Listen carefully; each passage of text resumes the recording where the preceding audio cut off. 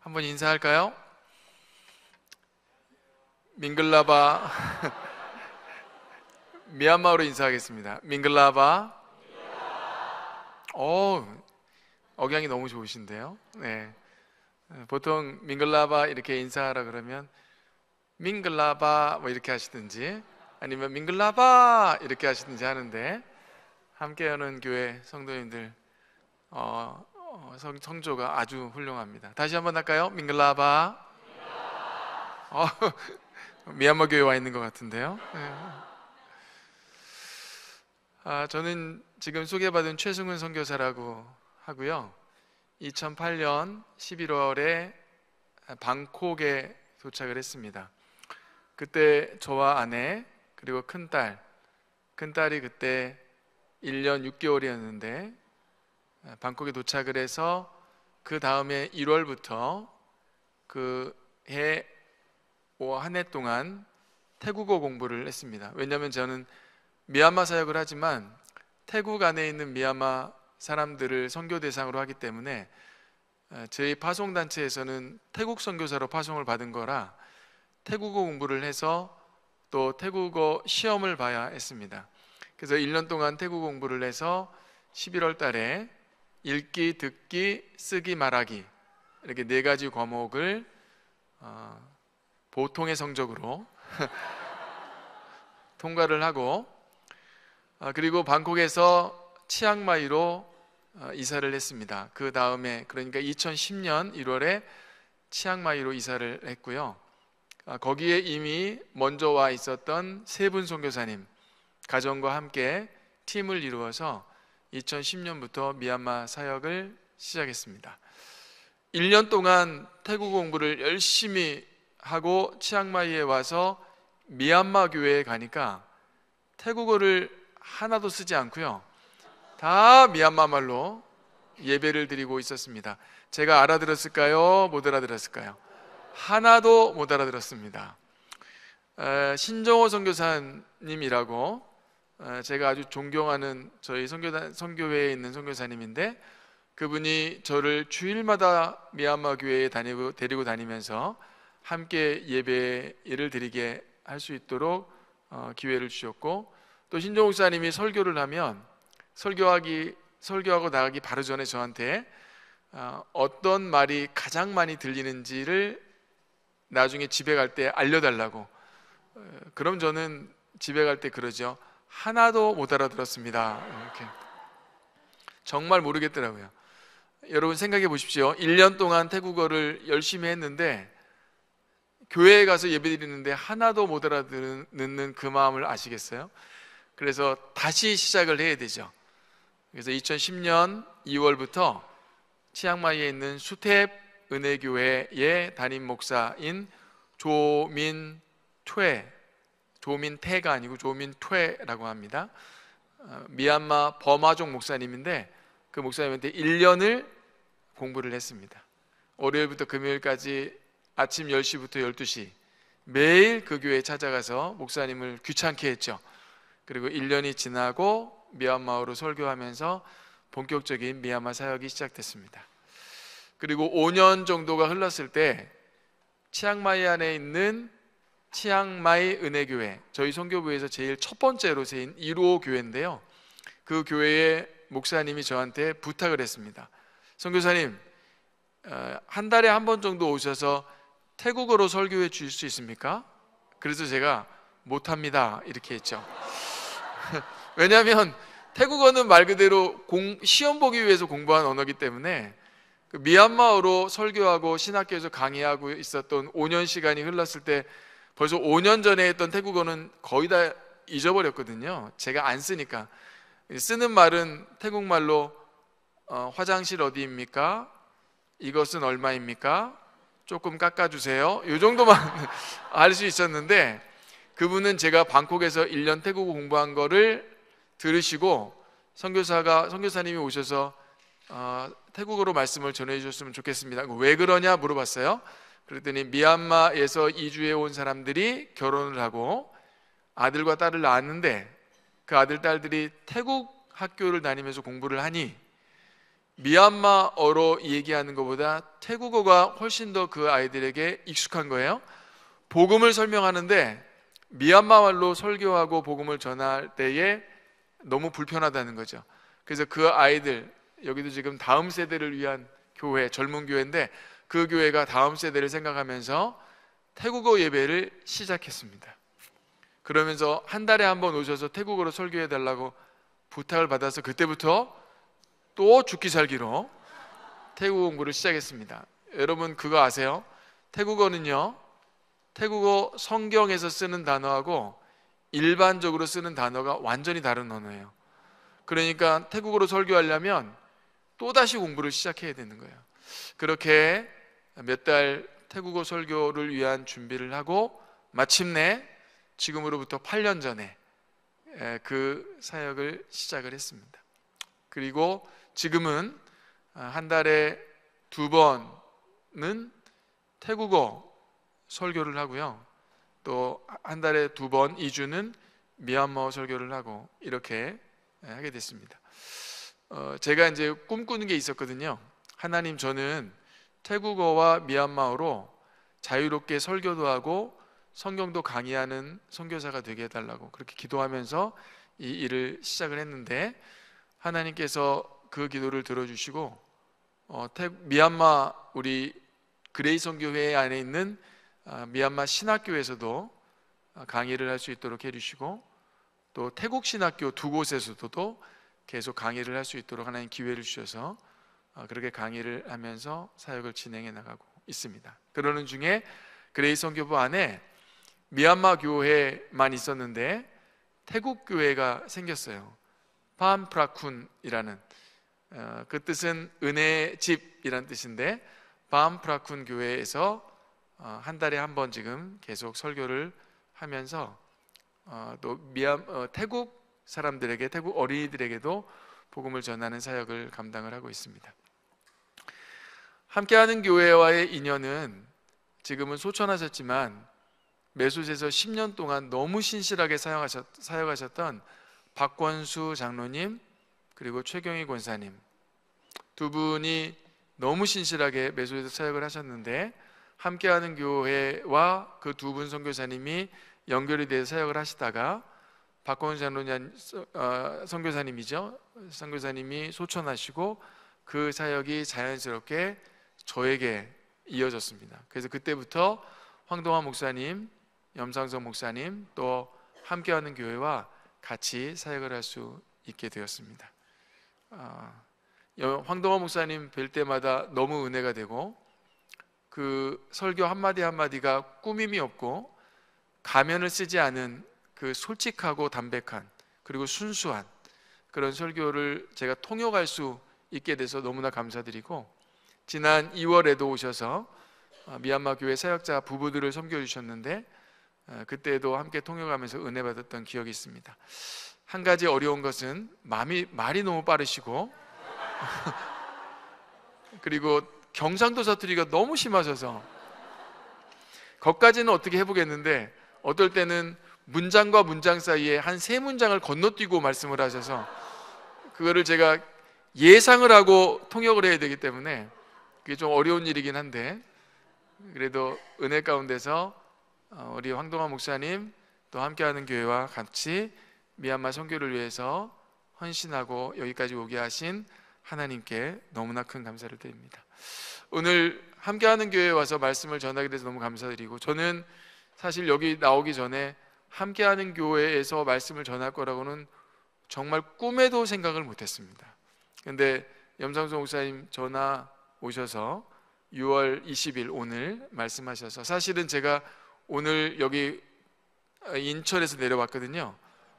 그리고 주일날 새한림교회라고 거기서 예배드리고 제가 치앙마이를 가야 됩니다.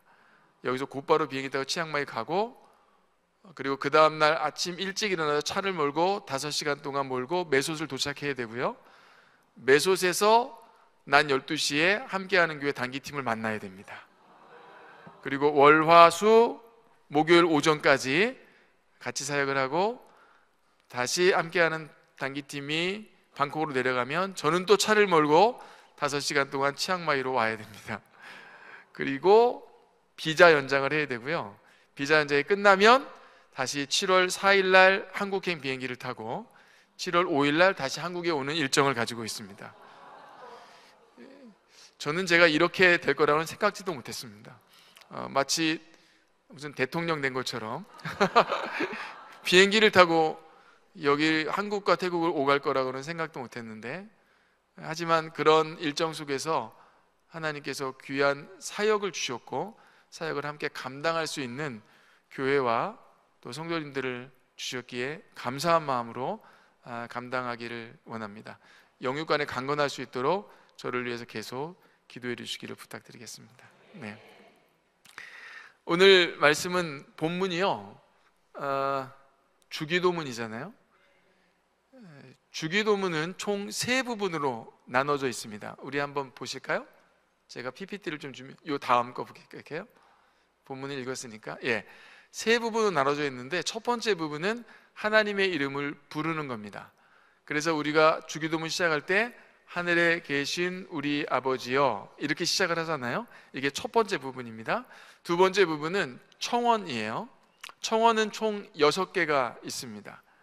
그 6개를 3개, 3개씩 나누면 앞에 있는 3개는 하나님의 영광을 구하는 기도고요, 2개 있는 3개는 우리의 필요를 위한 기도입니다. 이렇게 6개의 청원이 있고요, 맨 마지막 부분은 대개 나라와 권세와 영광이 이렇게 시작되는 찬양과 감사, 송영, 이렇게 나누어져 있습니다. 그 청원의 첫 번째 부분, 하나님의 영광을 위한 기도는 총 3개인데 그 3개를 간단하게 먼저 얘기하면 하나님의 이름, 하나님의 나라, 하나님의 뜻, 이렇게 나눌 수 있는데요, 사실 요거는 오늘 설교 본문하고는 관계가 없지만 잠깐 설명을 하면, 하나님의 이름을 구하는 기도의 뜻은 뭔가 하면 하나님을 경외하고 생명을 존중히 여기는 나를 통하여 하나님의 영광이 이 땅에 드러나게 해 주시옵소서. 이게 하나님의 이름을 구하는 자의 기도입니다. 하나님의 이름을 구한다는 건 하나님의 영광을 구한다는 거거든요. 그 영광이라는 말의 헬라어 말은 독사, 이렇게 해요. 그냥 얘기하면 독사가 돼서 안 되고요, 독사 이렇게 합니다. 독사의 말의 뜻은 뭐냐면 하나님에 대한 정확한 견해를 나타내는 것, 이런 뜻이에요. 그러니까 우리가 보통 기도할 때 하나님의 영광을 위해서 살게 주시옵소서, 이 말은 뭐냐면 하나님, 나를 통하여 하나님에 대한 정확한 견해가 온 세상 가운데 나타나게 해 주시옵소서, 이런 뜻이에요. 그러니까 하나님은 의롭고 거룩하고 진실하고 자비롭고 사랑이 많으신, 또 공의로우신 분이시잖아요. 그 하나님의 성품이 나를 통하여 드러나게 해달라는 겁니다. 그런데 내가 혹시 거짓말하고 화내고 분열하고 이렇게 하면 세상 사람들이 나를 보면서 하나님은 분열하고 거짓말하고 화내고 짜증내는 분이라고 알면 하나님에 대한 정확한 견해가 나타나지 않은 것이죠. 그러니까 하나님의 이름을 구하는 기도는 하나님, 내가 이 땅을 살아가는 동안 이 부족한 종의 삶을 통하여 하나님이 정말 어떤 분인지 정확하게 세상 사람들이 알게 해 주시옵소서. 이 뜻이 하나님의 이름에 들어있는 거고요, 하나님의 나라는 하나님의 능력 또는 하나님의 통치라는 말이 들어있습니다. 하나님의 나라가 우리 개인에게 들어오면, 다시 말하면 하나님의 통치와 하나님의 능력이 개인에게 들어오면 개인은 예수의 제자가 됩니다. 또 하나님의 통치와 하나님의 능력이 우리 사회 안에 들어오면 이 사회가 악한 사단이 지배하고 있는 장소잖아요. 하늘의 권세 잡은 자가 지배하고 있는 장소에 하나님의 능력과 하나님의 통치가 들어오면 전쟁이 벌어지겠죠. 그 전쟁이 벌어짐으로 인하여 나는 누가 됩니까? 그리스도의 군사가 되는 겁니다. 그러니까 하나님의 나라를 구하는 기도는요, 주님, 내가 예수의 제자가 되게 해주시고 주님, 내가 영적 전쟁에 강한 그리스도의 군사가 되게 해 주시옵소서 라는 뜻이 그 안에 들어있는 겁니다. 그 다음 하나님의 뜻은 뭐냐면 여러분 성경을 읽으면 하나님의 뜻은 두 가지로 나타나는데, 하나는 하나님의 거룩함이고요, 하나는 하나님의 구원입니다. 그러니까 하나님의 뜻이 이루어 주시옵소서라고 하는 기도는 하나님의 거룩함이 이루어 주옵소서, 하나님의 구원이 이루어지게 하여 주시옵소서. 누구를 통하여? 나를 통하여 라는 뜻이 있는 겁니다. 그게 하나님의 영광을 위하는 기도, 청원 세 가지, 이름, 나라, 뜻입니다. 사실은 이것을 설교하려면 한 6번 설교를 해야 되는데 이거를 짧게 지금 한 겁니다. 제가 지금 태국에서 미얀마 교회를 다니면서 이 주기도문을 설교하고 있거든요. 저는 한 총 12번에서 13번에 나누어서 하고자 합니다. 그래서 지금 6번까지 했고요. 7번째 설교가 뭐냐면 오늘 여러분과 제가 나눌 두 번째 부분에 있는 청원, 우리의 필요 중에 첫 번째, 그게 뭐냐면 오늘 우리에게 일용할 양식을 주옵시고, 이 얘기를 여러분과 함께 하고 싶은 겁니다. 여러분, 하나님의 영광을 위한 기도 세 가지를 먼저 하시는 거고요, 그 다음에 우리의 필요 세 가지를 그 다음에 이어서 하시는 겁니다. 다시 말하면 순서가 바뀌면 안 됩니다. 하나님의 영광을 위한 기도를 먼저 하는 거고요, 그게 끝나면 우리의 필요를 위한 기도를 하는 겁니다. 보통 금요기도에 나오고 개인 기도할 때 보면 아까 지금 길게 말씀드린 이름, 나라, 뜻, 이 기도는 별로 안 하시고요, 주님 저에게, 주님 나에게, 이 두 번째 기도를 먼저 하시고, 어떨 때는 두 번째 기도만 하시고 집에 가시는 분들이 있는데 그게 아니고요, 첫 번째 파트의 청원 세 가지를 먼저 하셔야 되고요, 그 다음에 두 번째가 이어져 가는 겁니다. 이 주기도문이 써 있는 곳이 마태복음 6장이거든요 9절부터 13절. 근데 마태는 의도를 가지고 마태복음 6장에다가 주기도문을 넣어놓고 6장 33절에서 이렇게 쓰고 있습니다. 읽어볼까요? 시작. 그런즉 너희는 먼저 그의 나라와 그의 의를 구하라. 그리하면 이 모든 것을 너희에게 더하시리라. 어떤 뜻이에요? 그의 나라와 의는 뭐예요? 하나님의 영광을 구하는 세 가지 기도를 먼저 하면, 그렇게 되면 이 모든 것은 뭐예요? 우리의 필요를 너희에게 채워줄 것이다. 그러니까 순서를 마태는 정확하게 마태복음 6장 마지막 부분에서 다시 한번 상기시키고 있습니다. 그러므로 다시 한번 말씀드립니다. 하나님의 영광을 위한 기도를 먼저 하시고요, 그리고 우리의 필요를 하시는 겁니다. 오늘 우리의 필요 세 가지 중에 첫 번째, 오늘 우리에게 일용할 양식을 주옵시고, 이 얘기를 여러분과 함께 나누겠습니다. 저는 이 오늘 우리에게 일용할 양식을 주옵시고 이 기도를요 두 가지로 나눌 텐데요, 첫 번째는 일용할 양식을 주옵소서, 이게 첫 번째고요, 두 번째는 오늘 우리에게 주옵소서, 이게 두 번째입니다. 첫 번째는요, 하나님을 기억하는 것과 관계가 있고요, 두 번째는 주변을 돌아보는 것과 관계가 있습니다. 그래서 오늘 설교 제목은 뭐냐면 하나님을 기억하고 주변을 돌아보라. 이 두 가지를 머릿속에 생각하시면서 말씀을 이어가겠습니다. 첫 번째 내용, 일용할 양식을 주옵소서라는 것을 보겠습니다. 여러분, 일용할이라는 말의 뜻은요, 하루 먹을 양이라는 뜻이죠. 그리고 양식이라는 것은 우리가 이 땅을 살면서 생명을 유지하기 위해서 먹어야 하는 모든 것을 양식이라고 부릅니다. 그러므로 일용할 양식이라고 하는 말의 뜻은 날마다 먹어야 하는 양식 또는 매일의 양식으로 생존을 위해서 필요한 것, 이것이 일용할 양식이라는 말의 뜻입니다. 그런데 예수님께서 일용할 양식을 주옵소서라고 하는 기도를 하셨을 때 이미 구약 성경에 일용할 양식이라는 말이 들어 있습니다. 그게 출애굽기 16장 4절 말씀인데요, 읽을까요? 시작. 그때 여호와께서 모세에게 이르시되 보라, 내가 너희를 위하여 하늘에서 양식을 비같이 내리리니 백성이 나가서 일용할 것을 날마다 거둘 것이라. 이같이 하여 그들이 내 율법을 준행하나 아니하나 내가 시험하리라. 이 구절에서 일용할 양식은 우리가 아는 대로 만나를 얘기하는 것이죠. 여러분 아시죠? 애굽에서 탈출한 이스라엘 백성이 숫곳에 왔고요, 에담 광야에 진치고, 그리고 홍해를 건넜죠. 수르 광야에 들어갔어요. 마라에 왔죠. 물 있어서 못 마셨죠. 엘림에 왔죠. 오아시스입니다. 거기를 떠나야 됩니다. 왜냐하면 엘림은 가나안 땅이 아니거든요. 엘림은 너무 좋은 곳이긴 한데 가나안 땅은 아니에요. 그렇기 때문에 아무리 좋은 곳이라고 할지라도 종려나무 70주가 있고 12줄 샘물이 있을지라도 그곳은 떠나야 하는 곳입니다. 아무리 좋지만 떠나야 하는 곳, 사실은 안 좋은 곳에서 고통을 당하는 것만큼이나 어려운 일이 뭐냐면 좋은 곳에서 떠나는 것이 너무 어렵습니다. 베드로는 변화산에 올라가서 이곳이 좋사오니 말하며 예수 당신을 위하여 초막 하나를, 모세를 위하여 다른 하나를, 엘리야를 위하여 다른 하나를 짓고 여기에 있고 싶습니다라고 얘기했지만 예수님은 대꾸도 안 하십니다. 왜냐하면 그곳이 있어야 할 곳이 아니기 때문에 예수님은 산으로 내려가셔야 됩니다. 왜? 고난을 받고 십자가를 지고 죽어야 하는 사명이 있기 때문입니다. 이스라엘 백성은 엘림을 떠나서 온 곳이 어디냐면 신광야에 왔습니다. 먹을 게 없었어요. 그래서 불평을 하죠.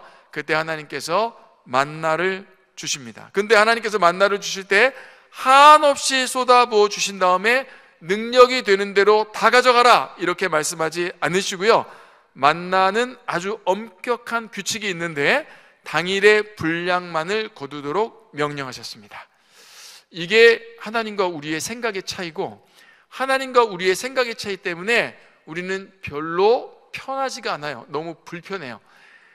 하루 양만 거두어라 그렇게 하고 싶지 않거든요. 사실은 일주일 양을 거두고 싶고 능력이 되는 대로 한 달 양을 거두고 싶고, 그래서 매일 나가고 싶은 마음이 없는데도 하나님께서는 우리에게 당일 먹을 양만 거두라고 말씀을 하십니다. 자, 그러면 왜 그럴까요?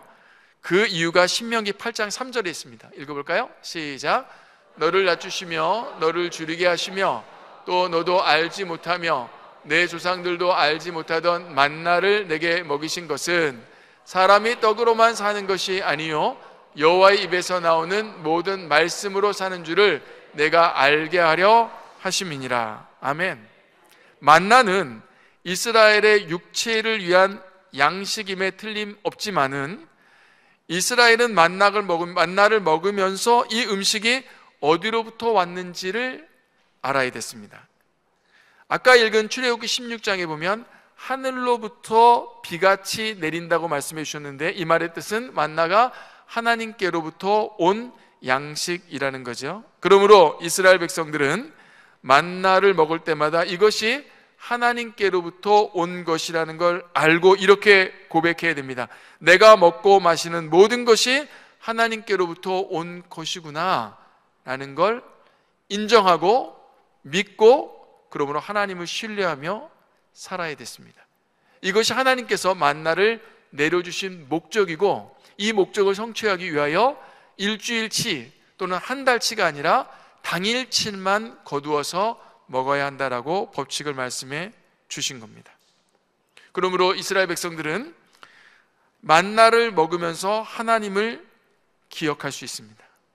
그래서 첫 번째 부분, 일용할 양식을 주옵소서라고 하는 기도는 하나님을 기억하게 하옵소서라는 말과 똑같은 말입니다.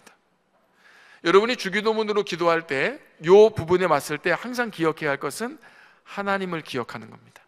내게 주신 이 양식, 먹을 거, 마실 거, 입을 거, 이 모든 것이 하나님께로부터 왔음을 알고 하나님을 기억하는 게 첫 번째 규칙입니다. 예수님이 광야에서 40일 동안 금식하셨죠. 그때 사단이 와서 예수님을 시험합니다. 시험하는 자가 예수께 나와서 이르되 내가 만일 하나님의 아들이거든 명하여 이 돌들로 떡덩이가 되게 하라고 말했을 때 예수께서 인용한 구절이 지금 방금 읽은 신명기 8장 3절 말씀이에요. 이때 예수께서 신명기 8장 3절을 말씀하시면서 마음속에 가지고 있는 예수님의 생각은 뭔가 하면, 내가 지금은 육체의 굶주림 때문에 고통을 받고 있지만 사람은 떡으로 사는 것이 아니다. 사람은 하나님의 말씀으로 사는 것이다. 나는 너의 말을 들을 수가 없다. 물러가라. 하나님을 기억하는 예수님의 모습을 읽을 수 있습니다. 하나님은 이스라엘 백성을 매일 하늘로부터 내리는 만나, 그 양식을 거두게 함으로써 하나님께서 매일마다 자신들을 먹이고 돌보고 계심을 깨닫기를 바라셨습니다. 다시 말하면 하나님을 기억하기를 바라셨습니다. 이게 하나님의 꿈이었어요. 저는 신학교에서 구약성경 지리학을 강의하거든요. 애굽 땅에서 이스라엘 백성이 나왔어요. 그러면 애굽 땅에서 나온 이스라엘 백성이 어디로 가야 가나안 땅이냐면 바로 곧장 위로 올라가면 가나안 땅이에요. 블레셋만 넘어가면 가나안 땅에 도착할 수 있습니다. 물론 그 당시에 블레셋의 세력이 강해서 이스라엘 백성들이 낙담할까 봐 하나님께서 인도를 블레셋 쪽으로 하지 않으시고 아래쪽으로 인도하셨다고 성경이 쓰고 있기는 합니다. 그런데 성경을 읽다 보면 하나님이 이스라엘 백성을 위로 곧바로 인도하지 않으시고 아래로 인도하시는 분명한 목적과 뜻이 있습니다. 그게 뭔가 하면 제가 굉장히 좋아하는 성경 구절 중에 하나가 출애굽기 19장 5절과 6절인데요. 거기에 뭐라고 써 있냐면 너는 나의 소유가 되게 할 것이며 제사장 나라가 되게 할 것이며 거룩한 백성이 되게 할 것이다. 이게 이스라엘 백성을 향한 하나님의 비전이고 꿈이었습니다. 물론 아브라함의 허락하신 가나안 땅을 주시는 거, 이게 하나님의 꿈이죠. 하지만 거룩한 백성도 되지 않고 제사장 나라도 되지 않고 하나님의 소유도 되지 않은 이스라엘 백성이 가나안 땅에 들어가는 건 복이 아니라 오히려 저주일 수 있습니다. 그래서 하나님께서는 밑으로 인도하셔서 결국 시내산까지 인도하셔서 시내산에서 몇 달 며칠 동안 있었는지 아세요? 11개월 5일 동안 시내산에 머뭅니다. 그리고 거기에서 하나님께서 율법을 주시고요, 성막을 제작할 수 있는 식양을 주시고 출애굽기 40장에서 성막 봉헌식을 하고 그리고 할례를 행하고 유월절을 지키면서 거기서 다시 시내산을 떠나는 이스라엘 백성을 볼 수가 있습니다. 왜 그렇게 해요? 하나님을 기억하는 백성이 되게 하게끔 하나님의 비전이 있었기 때문에 그렇습니다. 만나를 주신 것도 동일한 목적입니다. 하나님을 기억하는 이스라엘 백성이 되게 하기 위한 하나님의 꿈과 비전이 있었기 때문입니다. 여러분, 예수님이 우리에게 이렇게 기도하라고 하신 목적이 바로 이겁니다. 너희는 이 세상에서 잘 먹고 잘 살아라. 너희가 세상을 살면서 필요한 것을 내가 다 너에게 주겠다. 이런 뜻이 결코 아닙니다. 이 기도의 진정한 의미는 하나님, 우리가 매일의 양식을 먹을 때마다 하나님을 바라보게 해 주옵시고 우리에게 주시는 매일의 양식을 통해 우리를 날마다 먹이시는 하나님을 기억하며 살게 해 주시옵소서. 이게 이스라엘 백성을 향한 하나님의 비전이자 오늘 우리를 향한 하나님의 비전인 줄로 믿습니다. 일용할 양식이라는 건 아까 얘기했지만 먹을 거, 마실 거, 입을 거, 돈, 건강, 생각, 정신, 마음, 이 모든 것이 하나님께로부터 왔음을 알아야 한다는 겁니다. 하나님께서 매 순간 우리에게 필요한 모든 것을 공급하고 계심을 기억해야 됩니다. 일용할 양식을 주옵소서라고 하는 기도는 우리의 눈으로 볼 수 있는 모든 것을 주신 분이 우리의 눈으로 보이지 않는 하나님인 것을 기억하는 겁니다. 그런데 이스라엘 백성은 자신들의 눈으로 보이는 것을 얻기 위하여 자신들의 눈으로 보이는 것을 만들어냈습니다. 그게 뭔가 하면 우상입니다. 우리가 하나님을 신뢰한다고 하면서 하나님을 기억하지 않고 살 때 나타나는 결정적이며 아주 심각한 죄악이 뭔가 하면 우상숭배입니다. 우리의 눈으로 보이지 않는 하나님, 너무 불안한 거예요. 그래서 우리의 눈으로 보이는 뭔가를 만들어냅니다.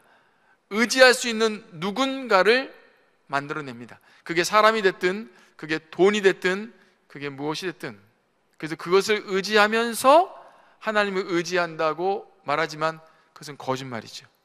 그래서 하나님께서는 출애굽기에서 십계명 두 번째에 너희를 위하여 새긴 우상을 만들지 말라고 명령하셨습니다. 하나님은 나를 위하여 우상을 만들지 말라 이렇게 말씀하신 게 아니라 너를 위하여 우상을 만들지 말라 이렇게 말씀하셨어요.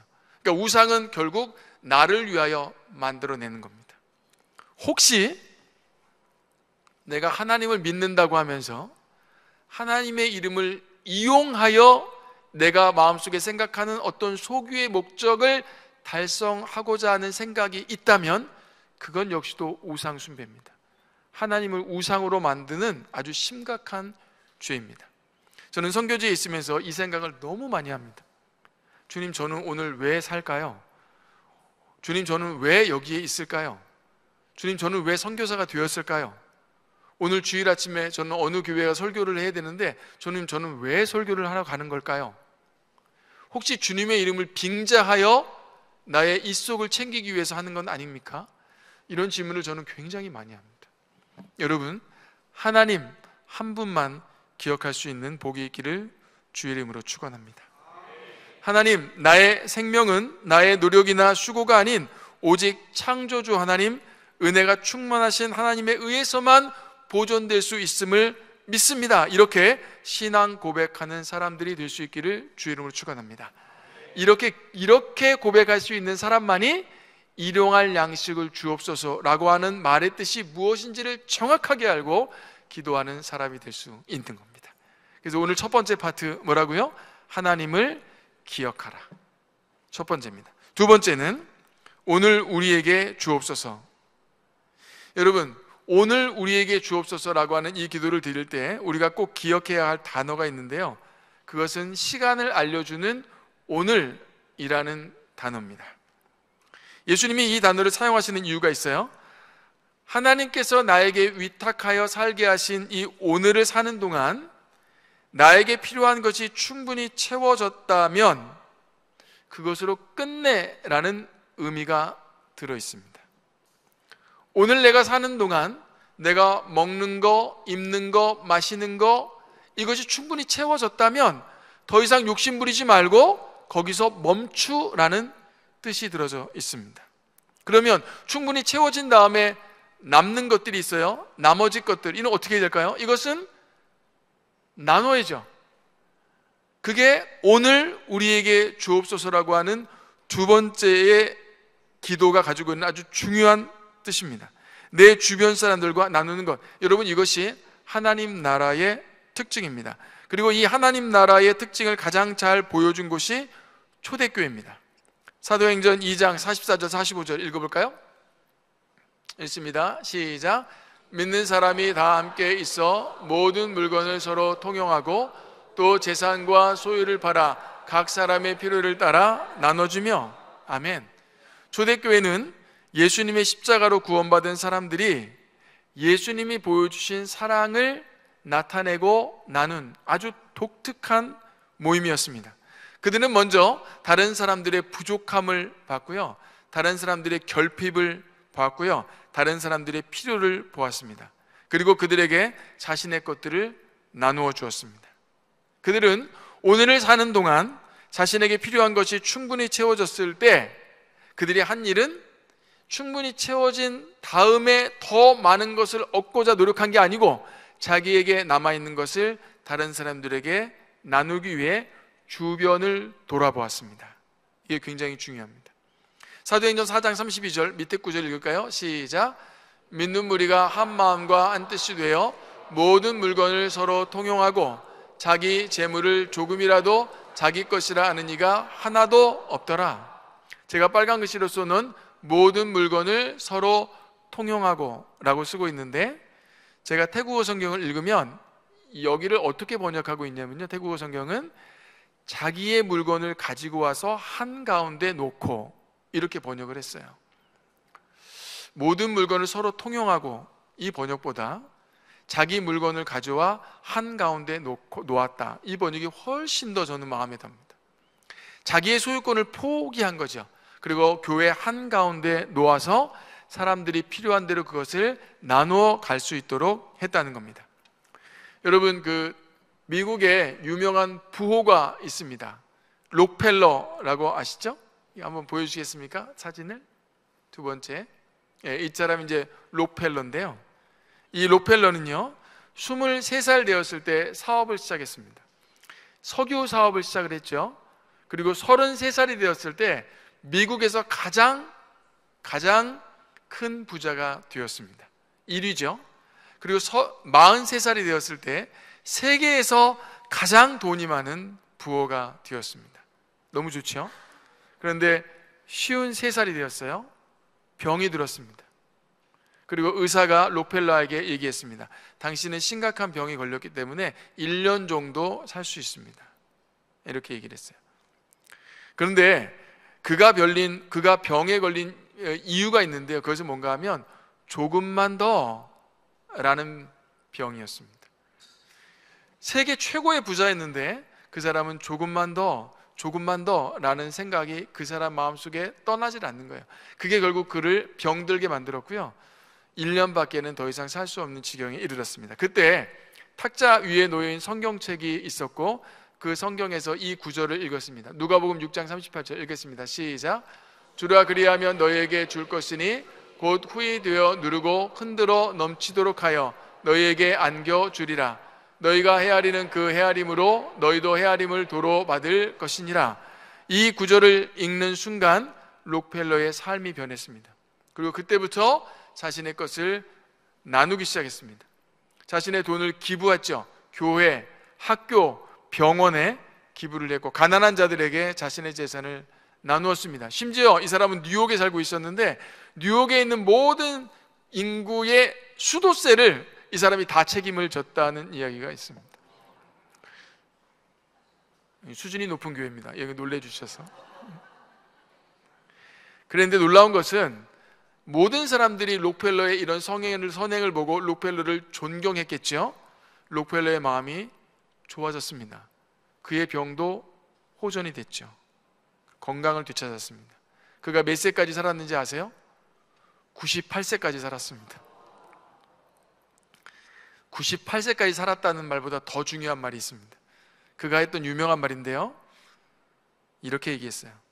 이 세상에서 부자로 살다가 부자로 죽는 것은 가장 부끄러운 일이다. 여러분, 지금 우리가 살고 있는 전 세계는요, 고통과 굶주림에 어려움을 겪고 있습니다.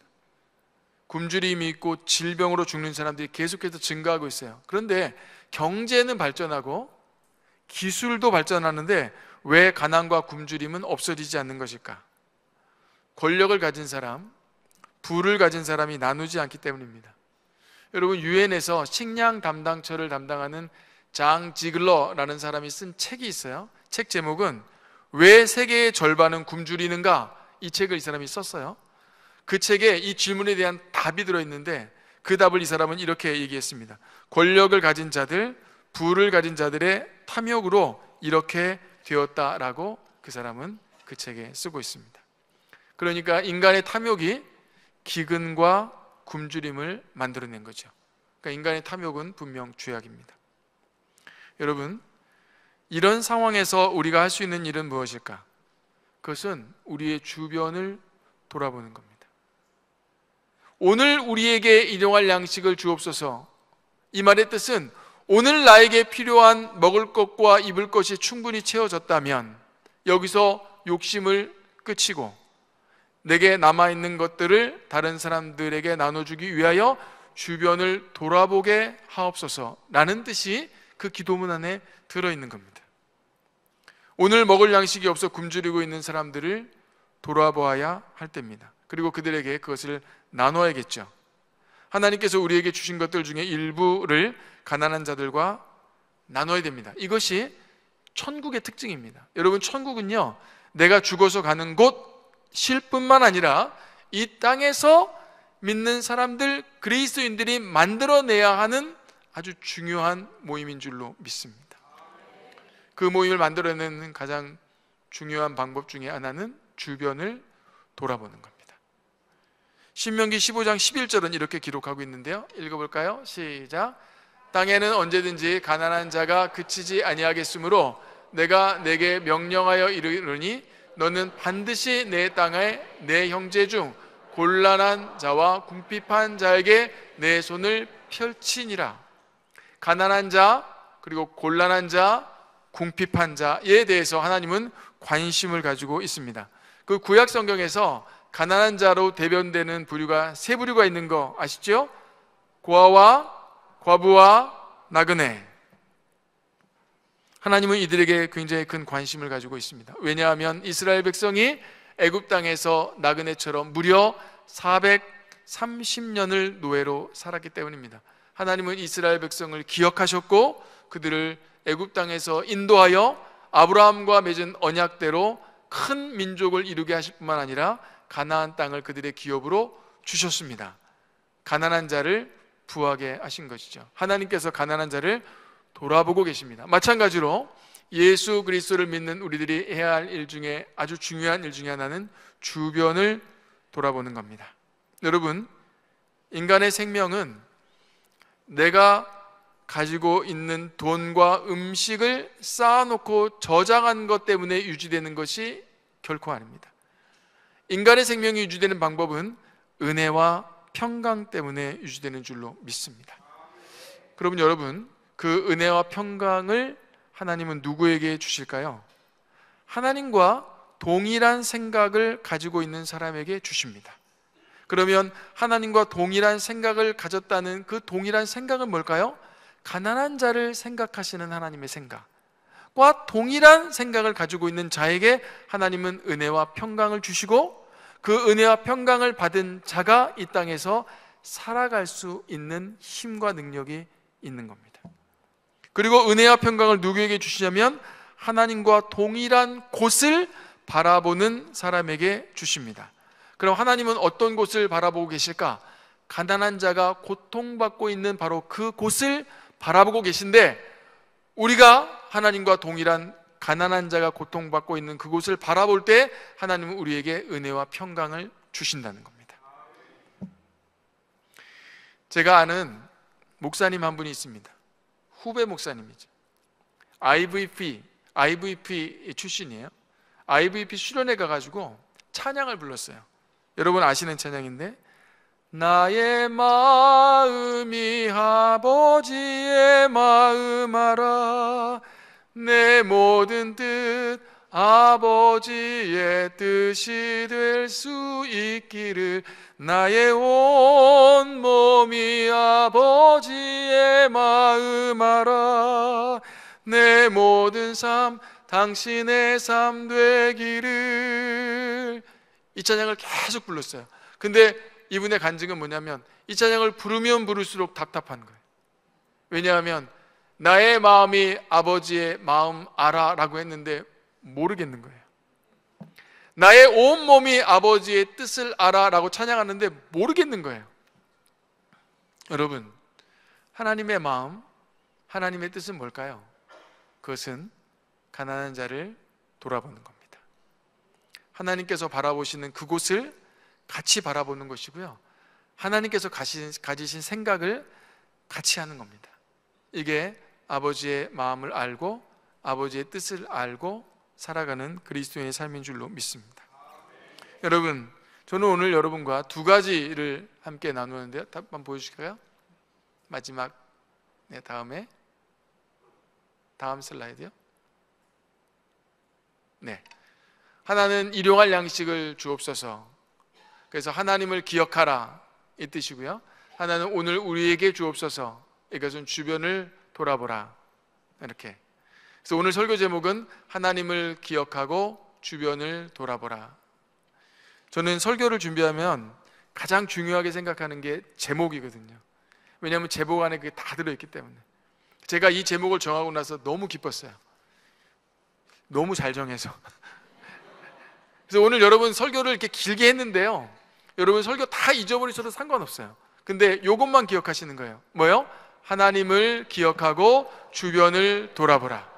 예수님은 이 말씀을 마가복음 12장에서 이렇게 얘기했습니다. 읽을까요? 시작.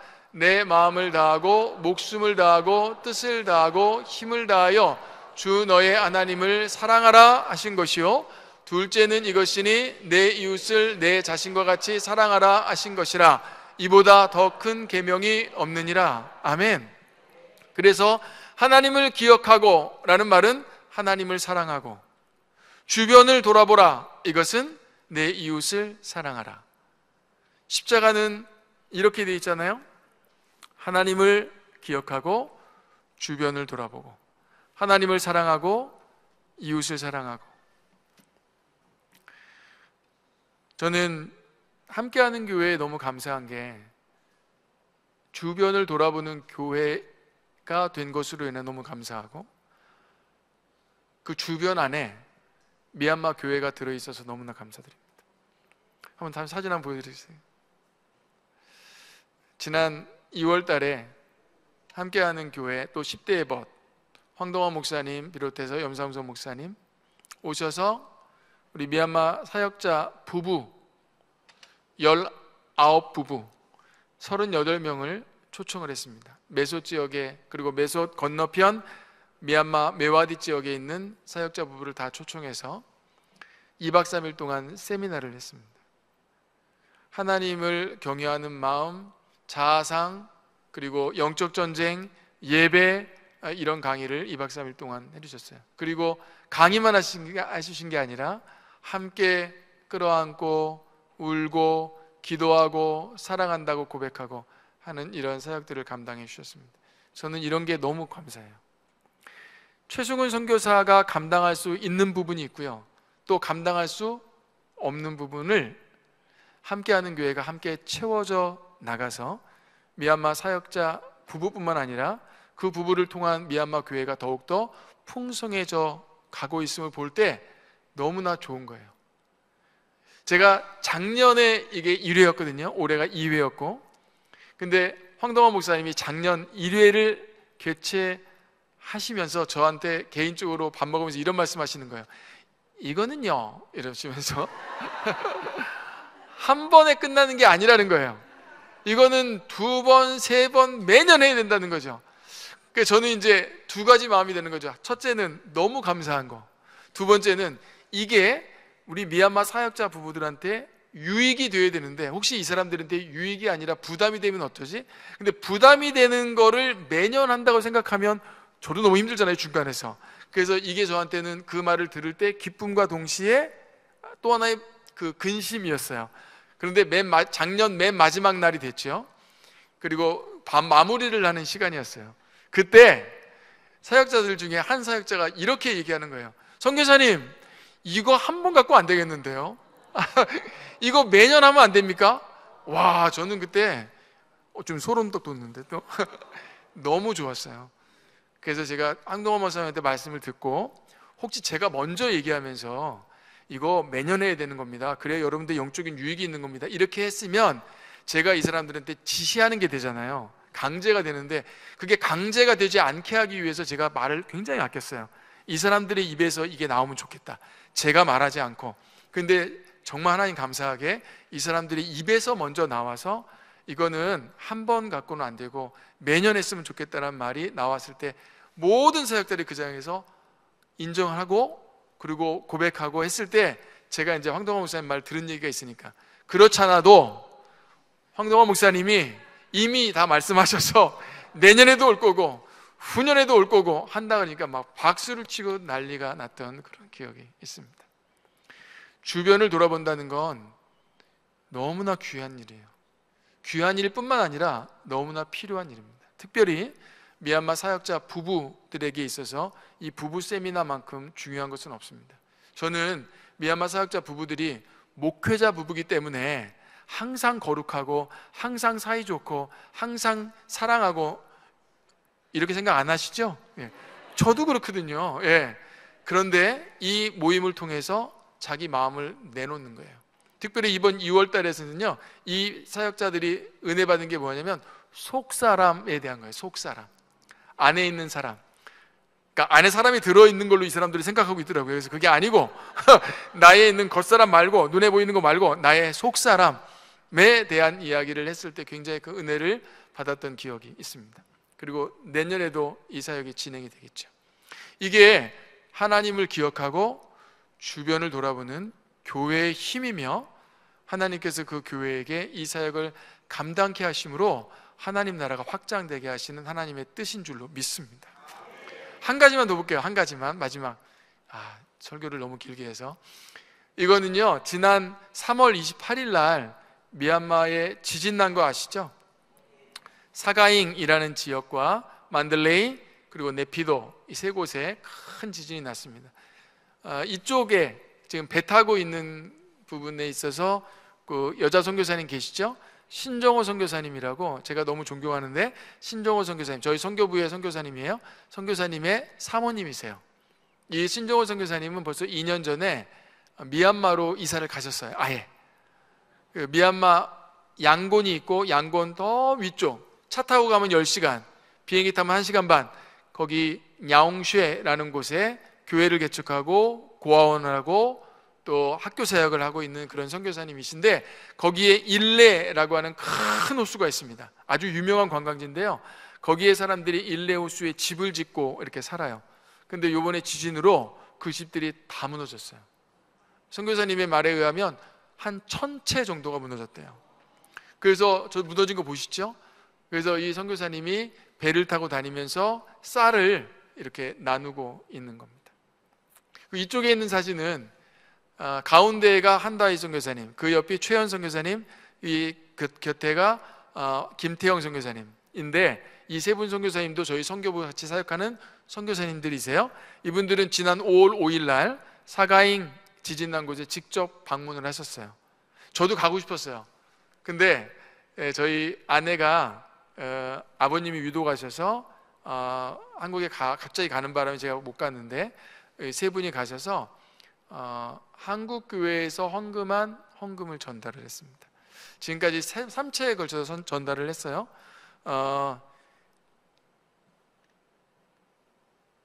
이렇게 세이브 미얀마라는 프로젝트를 가지고 헌금을 부탁했을 때 한국 교회가 6천만 원을 헌금하셨어요. 각 교회에서. 저는 너무 놀랐어요. 너무 놀랐어요. 그리고 그거를 3차에 걸쳐서 그 지진난 지역에 이렇게 함께 나누었습니다. 물론 저희 선교부 안에 있는 교회의 피해는 하나도 없었어요. 하지만 미얀마 사람들이 겪고 있는 아픔과 고통이 뭔지를 알기에 그런 프로젝트를 진행을 했고, 한국교회가 헌금을 해주셨고, 그리고 함께 나눌 수 있는 은혜를 볼 수 있도록 해주셨습니다.